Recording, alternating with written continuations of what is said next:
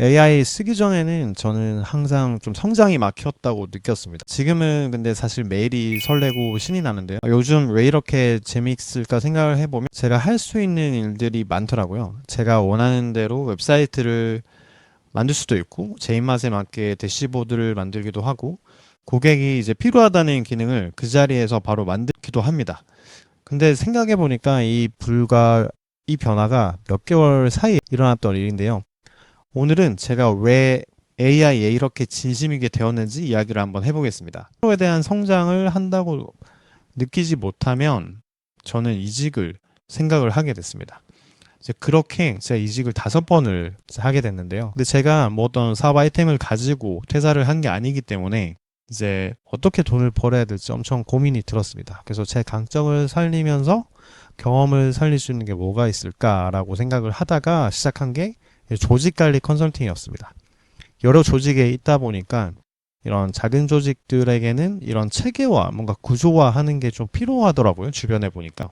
근데 이 AI가 나오면서 정말 일하는 방식이 바뀌었습니다. 아마 여러분들도 작년 혹은 재작년 생각해 보시면 일하는 방식이 재작년 달랐고 작년 또 다르고 올해 또 다를 거예요.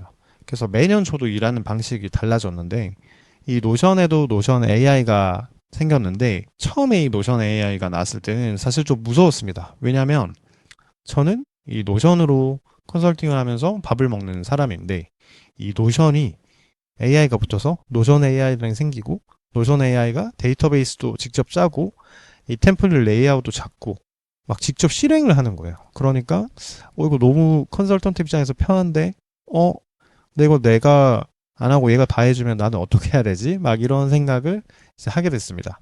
이제 그러면서 이 저도 AI 포모 증세가 너무 많이 왔습니다. 뭔가 내가 지금 AI의 발전 속도에 못 따라가서 어떡하지? 너무 불안한데? 뭐 이런 상황을 저도 많이 마주하면서 스트레스를 정말 많이 받았는데요. 근데 그때 그냥 제대로 한번 부딪혀 보자라는 생각으로 클로드 코드를 이제 맨땅에 헤딩을 했습니다.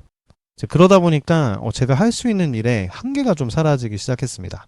예전에 제가 웹사이트를 이제 만들려고 하면 뭐 IMAP이라든지 워드프레스 같은 웹빌더 서비스를 써야 했습니다. 저는 또 노션으로 홈페이지를 이제 만들다 보니까 뭐 노션으로 또 홈페이지를 만들어주는 블랙 같은 서비스, 우피 같은 서비스를 이제 썼었죠.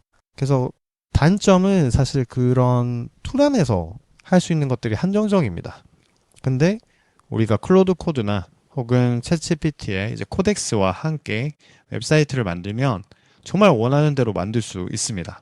뭐 검색 엔진 최적화라든지 이런 것들도 이제 클로드 코드한테 실행을 요청을 하면 그런 최적화도 금방금방 하니까 정말 너무 신세계인 거예요. 그리고 대시보드도 제 입맛대로 만들었습니다. 원래라면 각각의 이 사스 같은 도구들을 써가지고 이제 구독을 한다든지 해야 되는데 그런 좋은 기능들을 가지고 와서 저만의 뭔가 대시보드, 업무 툴을 이제 만들기도 하고 실제로 저는 매일매일 이걸 쓰고 있거든요. 그리고 고객이랑 어떤 이야기를 하면서 고객이 이런 기능이 가능할까요? 뭐 이런 거 있으면 좋겠는데요. 했을 때 바로바로 제가 현장에서 만들어 줄 수 있으니까 정말 고객한테 줄 수 있는 저에 대한 가치도 정말 올라갔습니다. 그래서 이거 나뿐만 아니라 우리 고객도 경험을 했으면 좋겠다라는 생각이 좀 들었습니다. 그래서 제가 기존의 노션 업무 시스템 컨설팅에서 이제는 AI 컨설팅으로 완전 방향을 전환을 하게 됐습니다. 지금은 이제 클로드 기반 혹은 코덱스 기반으로 강의 컨설팅 그리고 원데이 클래스를 하고 있습니다. 제가 강의나 이제 컨설팅 하면서 알게 된 이제 게 있는데 제가 결국에는 여러 현장의 어떤 경험, 이직의 경험들이 지금은 가장 큰 재산이더라고요. 저는 인턴으로 시작을 해서 이제 뭐 제조기업 여러 업종을 거치면서 본부장도 해봤고 지금은 또 저 스스로 대표로서도 일을 하다 보니까 이 여러 직무 그리고 여러 어떤 직위 업종에 대한 경험들을 이제 가지게 됐습니다. 그래서 조금 더 좋은 이 강의 컨설팅을 위해서 무조건 좀 사전 미팅을 이제 요청을 합니다. 사실 제 입장에서는 귀찮을 수 있지만 일부러 제가 요청을 합니다. 왜냐하면 이 사전 미팅을 통해서 실무에서 어떤 업무 플로우를 하고 있고 어떤 부분에서 막히는지 그리고 어떤 데이터를 지금 고객사에서 보고 있는지를 확인을 해야 됩니다.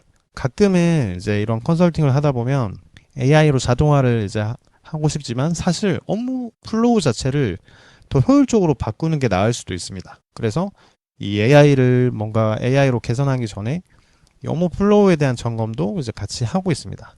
자, 재밌는 이제 경험 중에 하나가 얼마 전에 이 바시 필라테스라는 브랜드에서 강의를 하고 왔습니다.